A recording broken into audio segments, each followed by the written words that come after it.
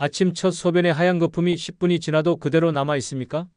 이 신호를 대수롭지 않게 넘기면 콩팥 시계는 생각보다 훨씬 빠르게 달립니다. 많은 분들이 거품이 생기는 걸 보고 당황하시는데 거품 자체는 문제가 아니에요. 문제는 그 거품이 언제까지 남아있느냐 하는 거죠. 저는 30년간 콩팥 기능과 생활 습관의 상관관계를 연구해온 박도연 박사입니다. 서울대학교에서 생리학을 전공하고 이후 미국 존스홉킨스 대학교에서 신장기능 연구로 박사학위를 받았습니다.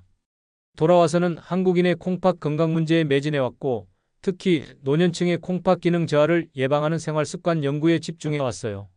지난 30년간 수많은 분들을 만나며 깨달은 건 단 하나였습니다. 불안은 무지에서 오고 안도는 정확한 관찰에서 온다는 사실입니다. 대부분의 사람들이 콩팥 문제를 두려워하는 이유는 언제 어떤 증상이 나타날지 모르기 때문이에요. 하지만 우리 몸은 이미 충분한 신호를 보내고 있어요. 단지 그 신호를 읽는 방법을 모를 뿐이죠. 콩팥은 정말 묵묵한 장기예요. 다른 장기들과 달리 70% 이상 손상될 때까지도 별다른 증상을 보이지 않거든요. 그래서 침묵의 장기라고 불리기도 해요. 하지만 자세히 들여다보면 콩팥은 매일 아침 우리에게 자신의 상태를 알려주고 있어요. 바로 소변을 통해서 말이죠. 제가 연구하면서 가장 놀라웠던 건 복잡한 검사나 비싼 장비 없이도 일상의 작은 관찰만으로 콩팥 건강을 충분히 지킬 수 있다는 거였어요. 특히 아침 첫 소변은 밤사이 농축된 상태라서 콩팥의 기능 상태를 가장 잘 보여줘요. 이 소중한 정보를 그냥 물과 함께 흘려보내는 건 정말 아까운 일이에요. 60대 이후부터는 자연스럽게 콩팥 기능이 매년 1%씩 떨어져요. 이건 자연스러운 노화 과정이지만 생활 습관에 따라 그 속도를 현저히 늦출 수 있어요. 어떤 분들은 80세가 되어도 50대 수준의 콩팥 기능을 유지하시는 반면 어떤 분들은 60대에 이미 심각한 기능 저하를 보이시거든요. 이 차이를 만드는 건 특별한 유전자나 비싼 치료가 아니에요. 매일 반복되는 작은 습관들이에요. 아침에 변기물을 내리기 전 10분을 투자하는 것, 하루 물을 얼마나 마시는지 의식하는 것, 저녁 식탁에서 국물을 얼마나 마시는지 조절하는 것 같은 아주 일상적인 것들이죠. 오늘 제가 말씀드릴 내용은 변기 앞 10분으로 내 몸의 위험 신호를 정확하게 가려내고 식탁과 생활 루틴의 작은 변화로 콩팥을 건강하게 되돌리는 구체적인 방법입니다. 이 모든 방법들은 제가 수천 명의 사례를 통해 직접 확인하고 검증한 것들이에요. 콩팥 건강이 가장 큰 적은 방치예요. 증상이 없다고 해서 안전한 게 아니거든요. 하지만 반대로 가장 큰 친구는 관찰과 기록이에요. 정확히 알면 충분히 예방하고 개선할 수 있어요. 무서워할 필요도 없고 복잡할 것도 없어요. 우리가 매일 하는 일상 속에 답이 다 들어있거든요. 혹시 여러분도 요즘 아침 소변 거품 때문에 걱정해 보신 적 있으신가요? 밤에 화장실 때문에 자주 깨시거나 아침에 발이 붓는 경험을 하신 적은 없으신가요? 이런 증상들을 단순히 나이 탓이라고 넘기고 계시지는 않나요? 오늘 이 시간이 그런 막연한 걱정들을 정확한 지식과 실천 가능한 방법으로 바꿔드리는 계기가 되길 진심으로 바랍니다. 요즘 소변 거품 때문에 걱정해 본 적 있으신가요? 며칠 전 큰아버지와 비슷한 또래이신 동네 지인 한 분이 찾아오셨습니다. 71세 김정자님은 아침마다 변기 거품이 한참을 가라앉지 않아서 사진까지 찍어 두셨더군요. 처음에는 그냥 피곤해서 그런 거라며 몇 달을 그냥 넘기셨다고 하셨어요. 김정자님은 평소 운동도 꾸준히 하시고 건강에 자신 있어 하시던 분이었어요. 혈압도 정상이고 당뇨도 없으셨고 연례 건강검진에서도 특별한 문제가 없다고 나왔다고 하셨거든요. 그래서 소변 거품 정도는 별거 아니라고 생각하셨던 거죠. 그런데 시간이 지나면서 조금씩 이상한 점들이 늘어나기 시작했어요. 언제부턴가 밤에 자주 깨서 화장실에 가게 되고 아침에 일어나면 발이 붓는 날이 점점 늘어났대요. 특히 양말을 벗으면 발목에 자국이 선명하게 남아있어서 신경이 쓰였지만 나이 들면 그런 거라고 생각하며 지나쳤다고 해요. 더 걱정스러웠던 건 평소보다 쉽게 피곤해진다는 거였어요. 조금만 집안일을 해도 숨이 차고 계단을 오를 때도 예전 같지 않았대요. 하지만 이것도 나이 탓이라고 생각하셨죠. 주변 친구들도 비슷한 얘기를 하니까 당연한 변화라고 여기셨던 거예요. 그런데 한 달 전부터는 소변 거품이 정말 오래 남아있기 시작했대요. 평소 같으면 물을 내릴 때쯤 사라졌을 거품들이 10분, 15분이 지나도 변기 가장자리에 하얗게 붙어 있는 거예요. 심지어 20분이 지나도 완전히 사라지지 않는 날들이 있었다고 하셨어요. 그제서야 뭔가 이상하다 싶어서 인터넷을 찾아보기 시작하셨는데 그럴수록 더 불안해지셨다고 해요. 어떤 글에서는 단백뇨라고 하고 어떤 글에서는 콩팥병이라고 하고 또 어떤 글에서는 당뇨 합병증이라고 하니까 무엇을 믿어야 할지 모르겠더라고요. 그래서 결국 저를 찾아오신 거였죠. 제가 김정자님께 가장 먼저 제안한 건 정확한 관찰법이었어요. 우선 아침 첫 소변을 본 후 물을 내리지 말고 정확히 10분을 재보시라고 했어요. 스마트폰 타이머를 켜두고 다른 일을 하다가 10분 후에 다시 확인해 보시라고 했죠. 그리고 그 상태를 사진으로 기록해 두시라고 안내해 드렸고요. 막연한 불안감보다는 객관적인 기록이 훨씬 도움이 되거든요. 주관적인 기억은 시간이 지나면서 왜곡되기 쉽고 불안할 때는 더 심각하게 기억되는 경우가 많아요. 하지만 사진은 거짓말을 하지 않죠. 정확한 현재 상태를 보여주고 시간에 따른 변화도 객관적으로 추적할 수 있어요. 동시에 전날 저녁 식단도 함께 기록해 보시라고 했어요.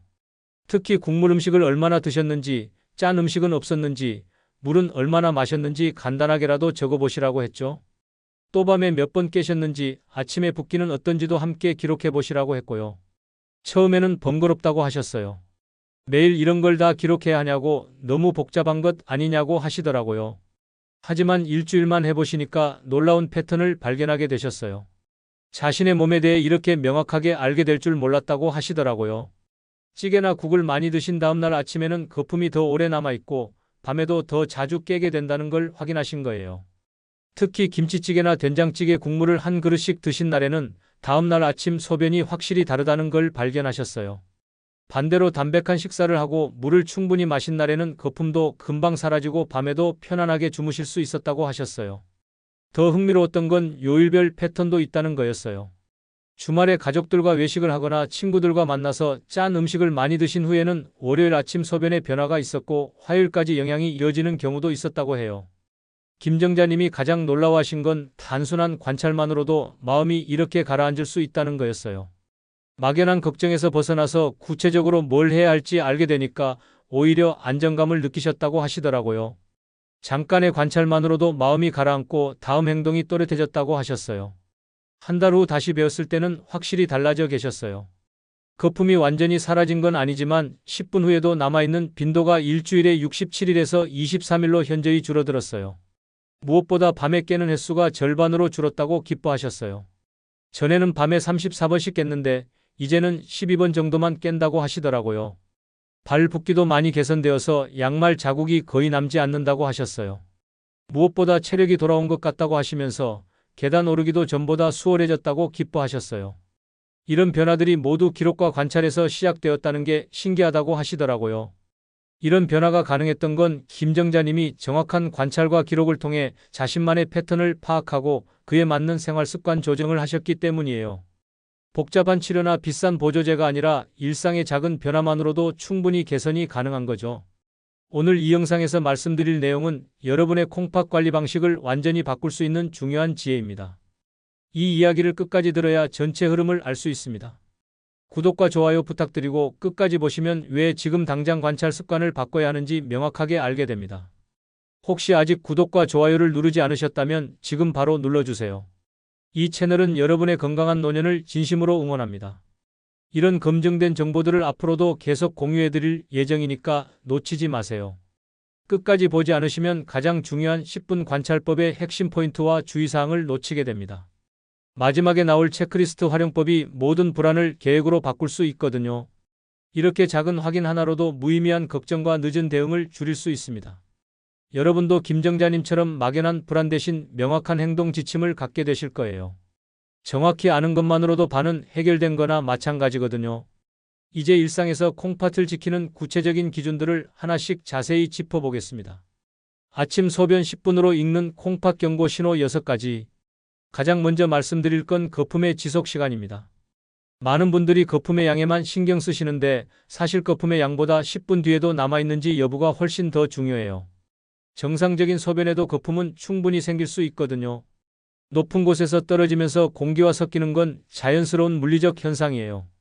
하지만 단백질이 소변에 섞여 나올 때는 이야기가 달라져요. 단백질은 계면활성제 역할을 해서 표면 장력을 바꿔놓거든요. 마치 달걀 흰자를 거품기로 친 것처럼 단단하고 지속적인 거품이 생기는 거죠. 대한신장학회와 유럽신장학회 자료에서도 단백뇨가 있을 때 이런 표면 장력 변화로 거품이 오래 남을 수 있다고 명확하게 설명하고 있어요. 정상적인 거품은 대부분 23분 안에 사라져요. 길어도 5분을 넘지 않죠. 하지만 단백질이 섞인 거품은 10분, 15분, 심지어 20분이 지나도 변기 가장자리에 하얗게 붙어 있어요.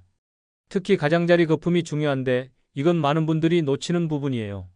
실제로 제가 만난 68세 박영호님 같은 경우도 아침마다 20분 확인을 시작하면서 사진 기록을 남겼는데 일주일 연속 지속 거품을 확인하게 되셨어요. 처음에는 하루 이틀 정도야 뭐 그럴 수 있다고 생각하셨는데 기록을 보니까 패턴이 명확하게 보이더라고요. 박영호님의 경우 특히 주말에 더 심했어요. 주말에 가족들과 외식을 많이 하시고 평소보다 짠 음식을 많이 드셨거든요. 월요일과 화요일 아침 소변에서 거품이 유독 오래 남아 있었고 수요일 정도 되어야 정상으로 돌아왔어요. 그래서 아침 첫 소변 후 물을 내리지 말고 정확히 10분 뒤 다시 확인해 보시길 바라요. 스마트폰 타이머를 사용하시면 정확해요. 가능하면 사진으로 기록해 두시는 것도 좋고요. 주관적인 기억보다는 객관적인 기록이 훨씬 정확하거든요. 다만 전날 변기 청소를 하셨거나 세제 잔류물이 있을 때는 혼동될 수 있으니까 그런 날은 관찰을 건너뛰세요. 또 변기용 방향제나 세정제를 사용하신 경우에도 마찬가지예요. 여러분의 거품은 어떤가요? 즉시 사라지나요? 아니면 변기 가장자리에서 오래 머무르나요? 두 번째로 중요한 건 소변색과 냄새 변화예요. 정상적인 소변은 연한 노란색이나 거의 투명에 가까운 색이어야 해요. 마치 레몬을 연하게 탄 물 같은 색깔이죠. 짙은 노란빛이나 강한 냄새는 대부분 수분 부족의 신호일 가능성이 높아요. 한국영양학회 자료에서도 수분 부족이 소변 농축과 색 변화에 직접적인 영향을 준다고 보고하고 있어요. 수분이 부족하면 콩팥이 물을 최대한 재흡수하려고 해서 소변이 농축되거든요. 그 결과 색깔이 진해지고 냄새도 강해져요. 65세 이서윤님 같은 경우는 커피 위주로 수분을 섭취하시는 습관이 있으셨는데 아침 소변이 계속 진하게 나왔어요. 하루에 커피를 56잔씩 드시면서 순수한 물은 거의 마시지 않으셨거든요. 커피는 카페인 때문에 이뇨작용을 촉진해서 오히려 체내 수분을 빼앗아가요. 이서윤님께 수분 섭취 습관을 순수한 물 위주로 바꿔보시라고 했어요. 커피를 완전히 끊으라는 게 아니라 커피 한 잔 마실 때마다 물 한 잔씩 추가로 마시시라고 했죠. 2주 후부터 소변색이 확실히 개선되기 시작했고 한 달 후에는 거의 정상 색깔로 돌아왔어요. 수분 섭취의 기준은 체중의 30을 곱한 양을 밀리리터로 하시면 돼요. 60kg이시면 1800ml, 대략 1.8리터 정도가 하루 목표량이에요. 이 중에서 절반 정도는 오전 중에 채우시는 게 좋아요. 저녁에 몰아서 마시면 밤에 자주 깨게 되거든요. 또 중요한 건 물의 온도예요. 너무 차가운 물은 위장에 부담을 주고 너무 뜨거운 물은 갈증 해소 효과가 떨어져요. 미지근한 물이 가장 좋아요. 체온과 비슷한 온도의 물이 흡수도 빠르고 콩팥 부담도 적거든요. 다만 심한 갈색이나 붉은빛이 나타나면 다른 원인일 가능성이 있으니까 즉시 전문 기관에서 검사를 받아보시길 바라요. 이런 색깔 변화는 단순한 수분 부족이 아닐 수 있거든요. 오늘 순수한 물을 얼마나 마셨는지 정확히 기억하고 계신가요? 세 번째는 붓기와 밥뇨 문제입니다. 저녁 이후 잦은 소변과 아침에 발이나 눈두덩이 붓는 증상은 콩팥의 체액 조절 기능과 순환 부담의 신호일 수 있어요. 국내 신장 관련 학술지들에서도 야간뇨가 체액 조절 이상과 밀접한 연관이 있다고 지속적으로 보고하고 있어요. 정상적으로는 밤에 항이뇨 호르몬이 분비되어서 소변량이 줄어들어야 해요. 그래서 밤에는 68시간 동안 깨지 않고 잘 수 있는 거죠. 하지만 콩팥 기능에 문제가 생기면 이 호르몬 작용이 제대로 되지 않아서 밤에도 계속 소변이 만들어져요. 72세 정미자님은 밤에 3회 이상 화장실에 가시고 아침에 발등을 눌러보면 아픈이 한참 남아 있으셨어요. 양말을 신고 벗을 때마다 발목에 선명한 자국이 남는 게 정말 걱정스러우셨다고 하시더라고요. 이런 증상들이 며칠씩 지속되면서 점점 심해지는 것 같아서 불안하셨던 거죠.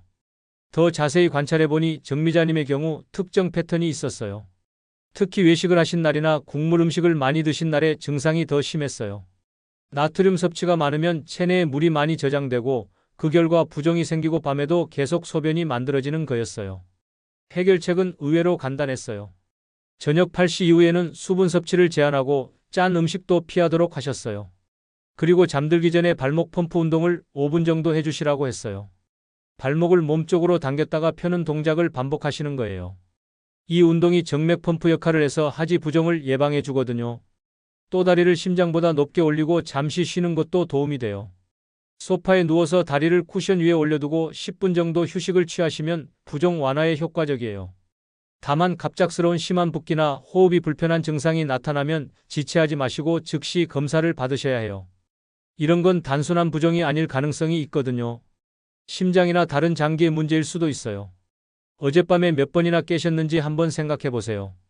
네 번째로 주목해야 할 건 국물 음식과 가공식품이 다음날 소변에 미치는 영향이에요. 짠 국물과 인이 많은 가공식품은 다음날 아침 소변 농축과 거품 지속에 직접적인 영향을 줘요. 대한고혈압학회와 신장 관련 학회에서도 나트륨과 인의 과다 섭취가 콩팥에 주는 부담을 지속적으로 경고하고 있어요. 나트륨은 체내 수분 균형을 조절하는 핵심 전해질이에요. 너무 많이 섭취하면 콩팥이 과부하를 받게 되고 시간이 지나면서 기능이 떨어질 수 있어요. 이는 뼈 건강에 필요한 미네랄이지만 과다하면 콩팥에서 제거하기 힘들어져서 문제가 될 수 있어요. 70세 최도영님은 평생 찌개 국물을 반 그릇씩 드시는 습관이 있으셨는데 이 습관을 끊으니까 거품 지속 빈도가 눈에 띄게 줄어들었어요. 국물 한 그릇에 들어있는 나트륨 양이 하루 권장량의 절반을 넘는 경우가 많거든요. 된장찌개 한 그릇에는 보통 1,500만 2,000mg의 나트륨이 들어있어요. 하루 권장량이 2,000mg인데 국물 한 그릇으로 거의 다 채워지는 거죠. 최도영님의 경우 특히 외식할 때 문제가 심했어요. 식당 음식은 집에서 만든 것보다 염분이 훨씬 많이 들어가거든요. 맛을 내기 위해서 소금뿐만 아니라 조미료, 간장, 된장을 많이 사용하니까요.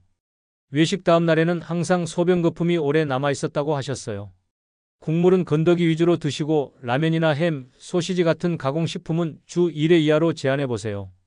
가공식품에는 보존을 위해 인산염이 많이 들어가는데 이게 콩팥에 부담을 줄 수 있어요.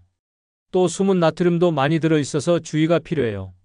저염 표시가 있는 제품이라도 성분표에서 나트륨과 인 함량을 꼼꼼히 확인하시는 게 중요해요. 때로는 저염이라고 하면서도 다른 첨가물로 짠맛을 내는 경우가 있거든요. 글루탐산 나트륨이나 구연산 나트륨 같은 것들도 결국은 나트륨이에요. 어제 저녁 식탁에 국물 그릇이 몇 개나 올라왔는지 그리고 그 국물을 얼마나 드셨는지 한번 생각해 보세요. 다섯 번째는 단백질 섭취의 균형 문제예요. 과도한 단백질은 콩팥의 노폐물 처리 부담을 키우지만 부족하면 근감소와 회복력 저하가 와요. 적절한 균형이 정말 중요한 거죠. 국가영양지침에서는 성인 기준으로 체중 1kg당 약 0.8g을 권고하고 있어요. 단백질을 소화하면 질소 노폐물이 생기는데 이걸 제거하는 게 콩팥의 중요한 역할이에요. 단백질을 너무 많이 섭취하면 콩팥이 과로하게 되고 시간이 지나면서 기능이 떨어질 수 있어요. 하지만 너무 적게 먹으면 근육량이 줄어들고 면역력도 떨어져요. 67세 김선우님 같은 경우는 건강에 좋다는 단백질 보충제를 하루에 2번씩 드시면서 일반 식사까지 하시니까 단백질 과다 섭취가 된 거예요. 하루에 체중 1kg당 2g 이상을 섭취하고 계셨거든요. 그 후로 아침 소변에 변화가 생겼고 거품도 오래 남아있기 시작했어요. 김선우님께 하루 단백질 섭취량을 계산해서 적정량으로 조절하시라고 했어요. 체중이 65kg이셨으니까 하루 52g 정도가 적당했어요. 보충제는 끊고 자연식품에서만 단백질을 섭취하도록 하셨죠. 2주 후부터 소변 변화가 나타나기 시작했고 한 달 후에는 거의 정상으로 돌아왔어요. 하루 섭취량을 체중에 맞춰서 계산해 보시고 달걀이나 두부, 흰살 생선 위주로 배분해서 드세요. 달걀 하나에는 약 6g, 두부 반모에는 약 10g, 생선 100g에는 약 20g의 단백질이 들어있어요. 이걸 기준으로 계산해 보시면 됩니다. 보충제보다는 자연식품에서 얻는 단백질이 훨씬 안전하고 효율적이에요. 자연식품에는 단백질뿐만 아니라 다른 영양소들도 함께 들어있어서 균형 잡힌 영양 섭취가 가능해요. 건강 상태에 따라 필요량이 달라질 수 있으니까 정기적인 측정과 전문가 상담도 필요해요. 오늘 단백질은 얼마나 드셨나요? 계산해 보신 적 있으신가요? 마지막으로 기록의 힘에 대해 말씀드릴게요. 주관적인 기억보다 사진과 메모가 훨씬 빠른 변화를 정확하게 드러내거든요. 생활기록 기반 자기관리 연구에서도 간단한 기록이 지속적인 관리 의지와 순응도를 높인다고 지속적으로 보고되고 있어요. 우리 뇌는 시간이 지나면서 기억을 왜곡하는 경향이 있어요. 특히 불안할 때는 상황을 더 심각하게 기억하고 안정될 때는 덜 심각하게 기억해요. 하지만 기록은 그 순간의 정확한 상태를 보여주죠. 66세 박지우님은 4주간 꾸준히 기록하시면서 식단과 거품 지속 사이의 상관관계를 명확하게 찾아내셨어요. 화요일과 금요일에 유독 거품이 오래 남는다는 걸 발견하고 보니 그 전날인 월요일과 목요일에 외식을 하시는 패턴이 있으셨던 거예요. 더 자세히 분석해보니 월요일에는 직장 동료들과 회식이 있었고 목요일에는 부인과 함께 외식을 하는 날이었어요. 두 경우 모두 평소보다 짠 음식과 국물을 많이 드셨고 그 영향이 다음날 아침 소변에 그대로 나타났던 거죠. 아침 10분 사진과 전날 저녁 메뉴 그리고 수분량을 한 줄로 간단하게 기록해보세요. 복잡할 필요 없어요. 스마트폰 메모장에 간단히 적어두시는 것만으로도 충분해요. 예를 들어 거품 5분 남음, 김치찌개 국물 반그릇, 물 1리터 이런 식으로 간단하게 적으시면 됩니다. 사진은 날짜와 시간을 자동으로 기록해주니까 변화 추이를 보기에 좋아요. 일주일치, 한 달치를 모아서 보면 패턴이 명확하게 보여요. 어떤 날에 문제가 있고 어떤 날이 좋은지 한눈에 알 수 있죠. 다만 하루 이틀 변화에 과도하게 불안해하지 마시고 2주 단위로 전체적인 경향을 보시는 게 중요해요. 우리 몸은 기계가 아니니까 매일 똑같을 수는 없어요. 전체적인 흐름과 개선 추세를 보는 게 더 의미 있어요. 내일부터 사진 기록 시작해 보시겠어요? 스마트폰만 있으면 누구나 할 수 있는 간단한 방법이니까 부담 갖지 마시고 시작해 보세요. 이제 단순한 관찰만으로 끝내지 말고 일상에서 실제로 콩팥 건강을 되돌리는 구체적이고 실용적인 실천 방법들을 자세히 살펴보겠습니다. 콩팥을 지키는 생활 실천법 완전 정리. 첫 번째로 아침 소변 10분 루틴을 확실하게 만드는 방법부터 말씀드릴게요. 습관이 되려면 환경부터 만들어야 해요. 스마트폰 알람과 함께 화장실에 10분 타이머를 붙여두시면 루틴이 훨씬 쉽게 굳어져요. 처음 며칠은 깜빡하기 쉬우니까 눈에 잘 보이는 곳에 포스트잇으로 알림을 붙여두시는 것도 좋은 방법이에요. 타이머는 스마트폰보다 별도의 작은 타이머를 사용하시는 게 좋아요. 스마트폰을 보다 보면 다른 일에 정신이 팔릴 수 있거든요. 100원짜리 동전 크기의 작은 타이머들이 많이 나와 있으니까 하나 준비해 두세요. 관찰할 때는 거품이 사라졌는지 지속되는지 그리고 변기 가장자리에 거품이 남아있는지를 체크하세요. 특히 가장자리 거품은 놓치기 쉬운데 이게 중요한 신호일 수 있거든요. 전체적으로 거품이 사라진 것 같아도 가장자리를 자세히 보면 작은 거품들이 남아있는 경우가 많아요. 사진을 찍을 때는 여러 각도에서 찍어보세요. 위에서만 찍으면 가장자리 거품이 잘 안 보일 수 있어요. 옆에서도 한 장, 위에서도 한 장 찍어두시면 나중에 비교할 때 도움이 돼요. 가족과 공용으로 사용하는 공간이라면 개인 폴더를 따로 만들어서 관리하시는 게 좋고요. 중요한 건 이 루틴을 번거로운 일이 아니라 나를 지키는 소중한 시간으로 받아들이는 거예요. 하루 10분이면 1년에 60시간 정도인데 이 시간으로 평생 콩팥 건강을 지킬 수 있다면 정말 값진 투자죠. 건강검진 한 번 받는 것보다 훨씬 유용한 정보를 매일 얻을 수 있는 거예요. 관찰 결과를 간단하게 점수로 매겨보시는 것도 좋아요. 거품이 즉시 사라지면 1점, 5분 후 사라지면 2점, 10분 후에도 남아있으면 3점 이런 식으로요. 숫자로 기록하면 변화 추이를 보기가 더 쉬워져요. 내일 아침 10분 관찰, 지금 바로 캘린더에 넣어 보시겠어요? 두 번째는 체중 곱하기 30ml 수분 계획이에요. 이걸 하루 종일 골고루 나눠서 마시는 게 핵심이에요. 오전, 오후, 저녁으로 나눠서 목표량을 채우면 한 번에 많이 마시는 부담도 없고 효과도 훨씬 좋아요. 보온병에 하루 목표량을 미리 준비해 두시고 투명한 물병을 사용하시면 진행률을 눈으로 확인하기 쉬워요. 특히 오전 중에 전체 목표량의 절반 정도는 채우시는 게 좋아요. 이렇게 하면 저녁에 급하게 물을 많이 마실 필요도 없고 밤에 자주 깨는 문제도 줄일 수 있거든요. 물 마시는 걸 자꾸 깜빡하신다면 스마트폰 알람을 1시간마다 설정해 두세요. 알람 이름을 물 한 컵으로 해두시면 알람이 울릴 때마다 자동으로 생각나요. 한 번에 20만 300ml씩 천천히 조금씩 마시는 게 흡수율도 높고 콩팥 부담도 적어요. 물의 온도도 중요해요. 너무 차가운 물은 위장에 부담을 주고 너무 뜨거운 물은 갈증 해소 효과가 떨어져요. 미지근한 물이 가장 좋아요. 체온과 비슷한 온도의 물이 흡수도 빠르고 콩팥 부담도 적거든요. 물에 레몬 한 조각이나 오일을 넣어서 마시시는 것도 좋은 방법이에요. 맛이 있으니까 더 많이 마시게 되고 비타민도 함께 섭취할 수 있어요. 다만 설탕이나 인공감미료는 넣지 마세요. 순수한 물의 효과가 떨어질 수 있어요. 늦은 밤 과다 수분은 밤열을 늘릴 수 있으니까 저녁 8시 이후에는 조금씩만 드세요.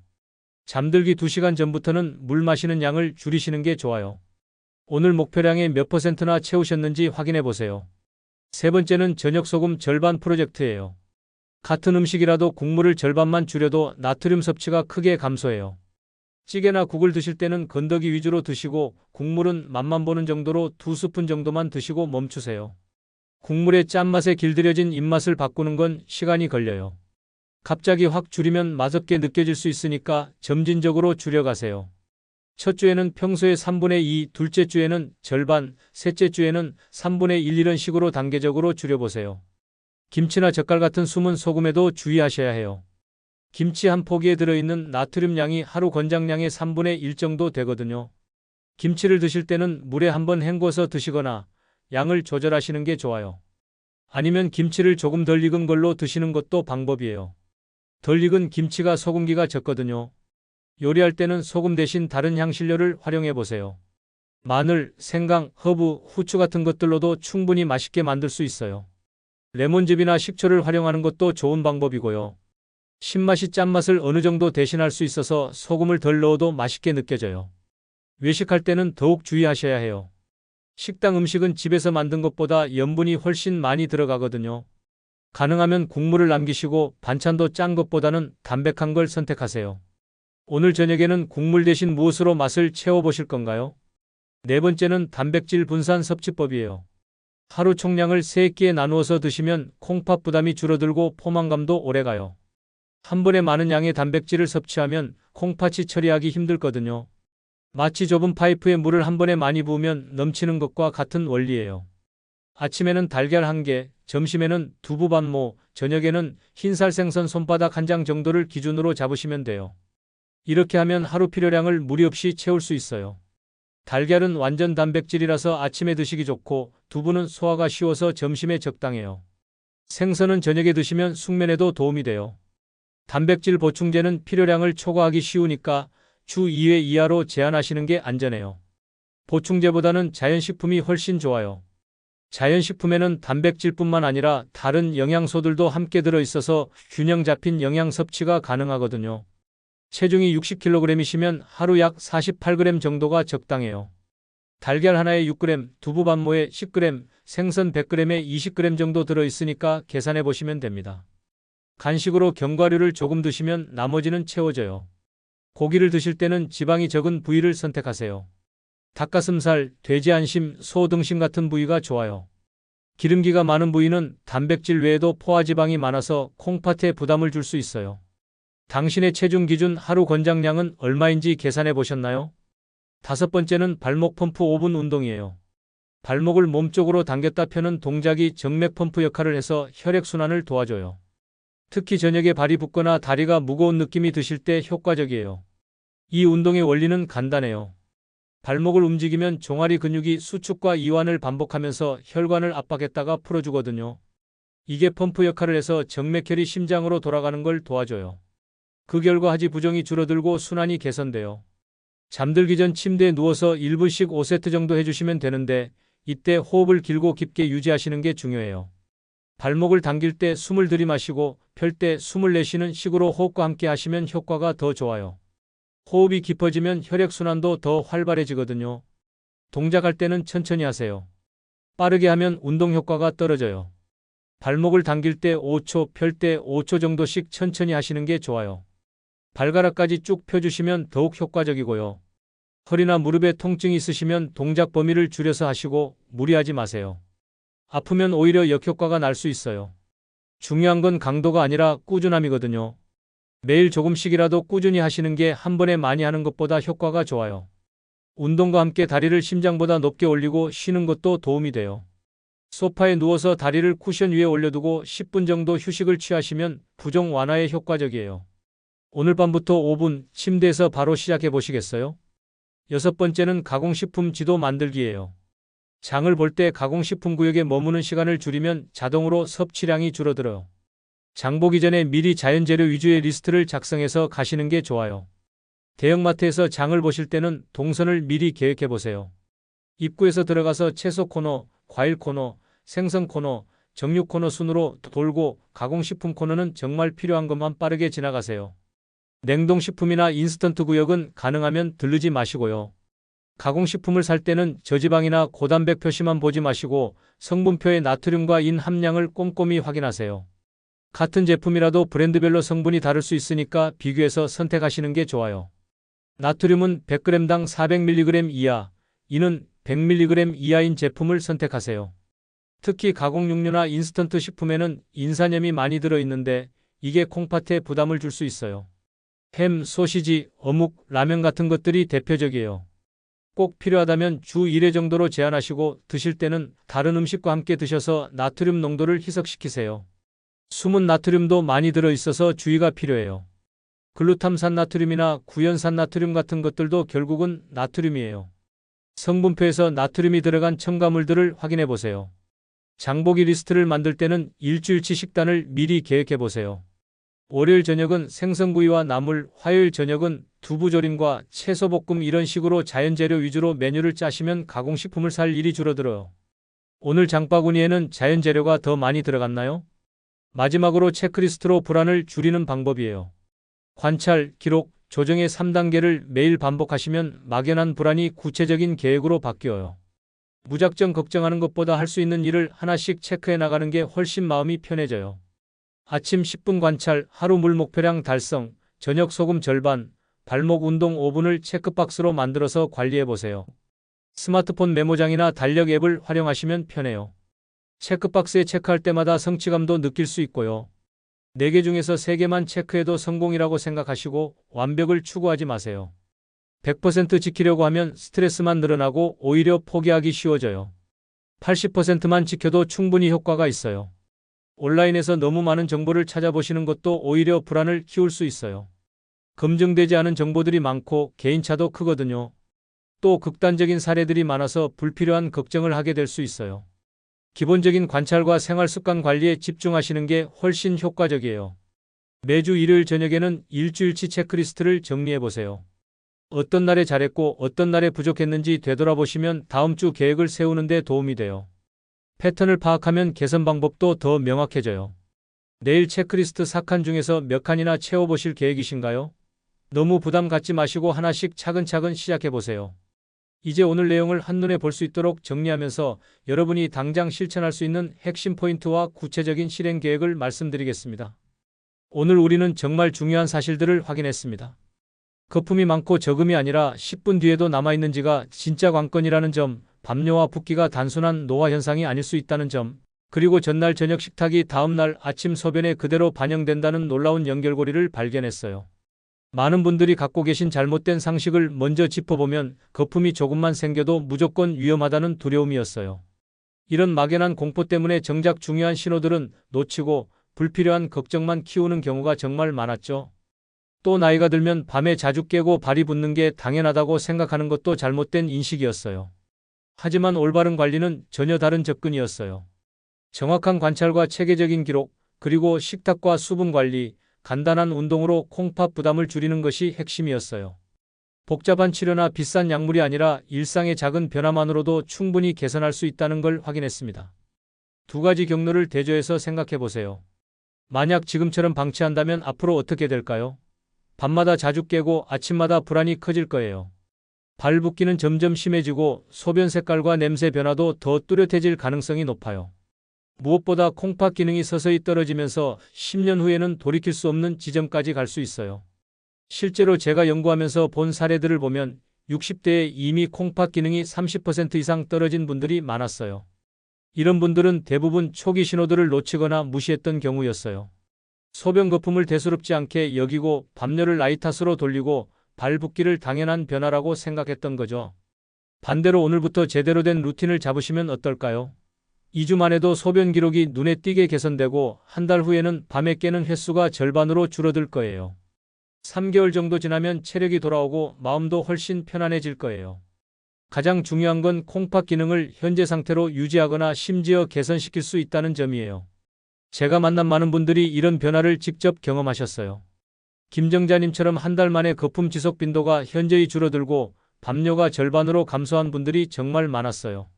박영호님처럼 식단 패턴을 파악해서 문제를 해결한 분들도 있고 최도영님처럼 국물 섭취를 줄여서 극적인 개선을 경험한 분들도 있어요. 이런 변화들의 공통점은 모두 복잡한 치료나 비싼 약물 없이도 일상의 작은 변화만으로 가능했다는 거예요. 중요한 건 정확한 방법과 꾸준한 실천이었죠. 그리고 무엇보다 자신의 몸 상태를 정확히 파악하는 것부터 시작했다는 점이에요. 저는 오늘 여러분께 단 하나의 제안을 드리고 싶어요.